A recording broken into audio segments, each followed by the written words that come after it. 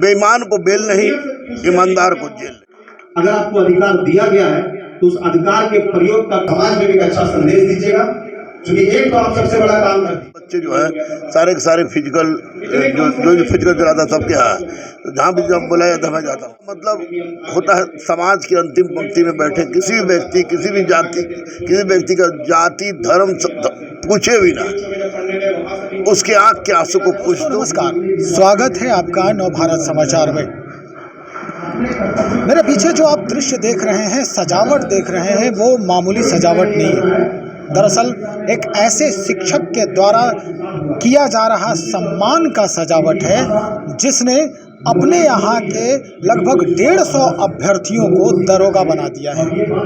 और वो शिक्षक कोई ऐसा वैसा शिक्षक नहीं है, बल्कि शारीरिक दक्षता परीक्षा में पास कराने के लायक बनाने वाला शिक्षक। जी हाँ, गांधी मैदान में, पटना के गांधी मैदान में सुबह और शाम ये गुरुजी अपनी पाठशाला चलाते हैं और इस पाठशाला में सैकड़ों अभ्यर्थी प्रतिदिन आकर अपने शरीर और सौष्ठव को मजबूत करने में लग जाते हैं। आज ये इनके सम्मान का दिन है। दरोगा भर्ती परीक्षा में 2213 अभ्यर्थियों में 150 अभ्यर्थी इसी गुरुजी के अभ्यर्थी हैं, इसी गुरुजी के छात्र हैं।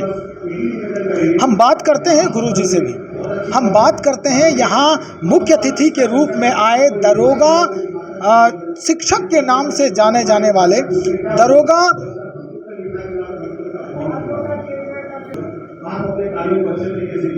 दरोगा शिक्षक के नाम से जाने जाने वाले गुरु रहमान जी, गुरु रहमान सर भी यहाँ हैं, मौजूद हैं और वो इन अभ्यर्थियों को प्रोत्साहित कर रहे हैं।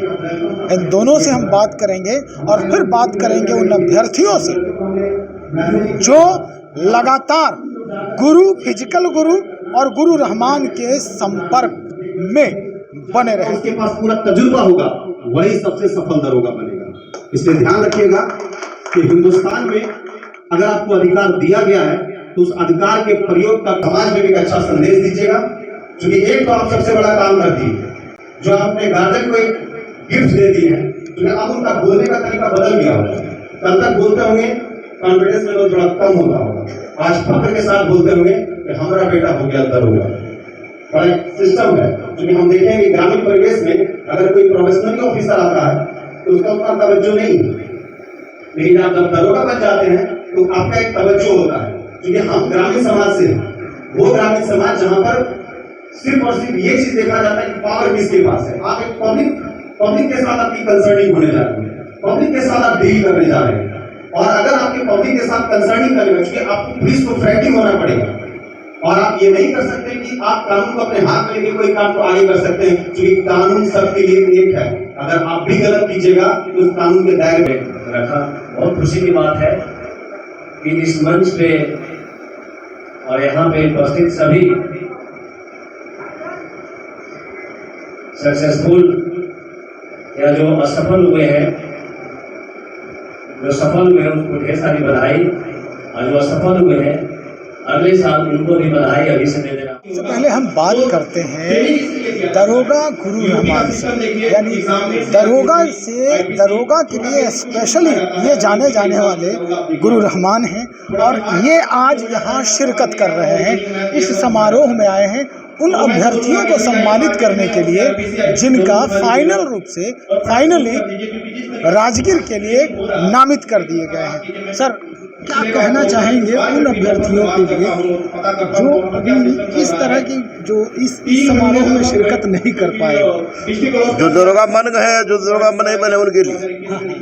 तो देखिए, स्पष्ट रूप से बात है कि यहाँ पर सफल बच्चे, क्योंकि हमारे बच्चे जो हैं सारे के सारे फिजिकल जो फिजिकल चलाता सबके यहाँ, तो जहाँ भी जब बुलाया जाता मैं जाता हूँ। यहाँ तो गुरुजी बहुत एक्टिव है, गुरुजी का सेंटर बहुत ही एक्टिव है और यहाँ सैकड़ों की संख्या में बच्चे हमारे जाके सफल होते हैं। तो उसी क्रम में हमको बुलाया गया। मैंने बच्चों को यही कहा कि दरोगा तो भर गए हो, लेकिन इतना याद रखना कि CRPC IPC को घोट के पी जाना। और अब दरोगा मतलब अजय देवगन और सलमान खान नहीं होता है। दरोगा का मतलब होता है समाज की अंतिम पंक्ति में बैठे किसी भी व्यक्ति, किसी भी जाति, किसी व्यक्ति का जाति धर्म पूछे भी ना, उसके आँख के आंसू को पूछ दो और पब्लिक के साथ एक फ्रेंडशिप रिलेशन डेवलप करो। क्योंकि जब तक करीब नहीं होगे तुम, तब तक वो तुम्हारी दर्द को तुम समझ नहीं पाओगे, और जब तक दर्द समझ नहीं पाओगे तब तक इंसाफ नहीं करोगे। इसलिए बेईमान को बेल नहीं, ईमानदार को जेल नहीं। और इन लोगों से मैंने कहा कि जवान पर और चरित्र पर नियंत्रण जरूर रखना। निश्चित तौर पे गुरु रहमान ने स्पष्ट कर दिया है कि जुबान और चरित्र ये दोनों आपके वश में होना चाहिए। और दूसरी ये बात कि अगर आप पुलिस जो है, आप कहने का मतलब पुलिस से है कि पुलिस अगर फ्रेंडली नहीं होगी तो जो सच्चाई है, जो तथ्य है, जो सच में छुपा हुआ जो तथ्य है वो सामने निकल के नहीं आएगा। और यही वजह रहा है आज तक कि जितने भी केसेस को फंसाया गया है, आज तक जो कानून के दहलीज पर दम तोड़ रही है केसेस, वो यही वजह हुई है कि सच से वो बहुत दूरी बना के रखे हुए हैं। तो गुरु रहमान ने उन अभ्यर्थियों को आज एक सलाह दे दिया है कि आप अभी शुरुआत कर रहे हो अपने करियर का, याद रखना हमेशा सच का साथ देना। क्या सर वो जुमला आपने कहा, किसको बेल नहीं? बेईमान को बेल नहीं, ईमानदार को जेल नहीं। बेईमान को बेल नहीं और ईमानदार को जेल नहीं। हम बात करते हैं गुरुजी से, जो इन लोगों को दौड़ा दौड़ा कर इस जगह पे पहुंचाया है, उनसे भी हम बात करेंगे। उन अभ्यर्थियों के प्रेरणा स्रोत हैं, उनको दौड़ा दौड़ा कर इस दहलीज पर पहुंचा दिया है आपने। कुछ बातें जो हैं वो इनके मन में अभी भी बाकी हैं। आप कौन सी उन बातों को समझ पा रहे हैं, क्योंकि बहुत करीब रहे हैं इनके साथ?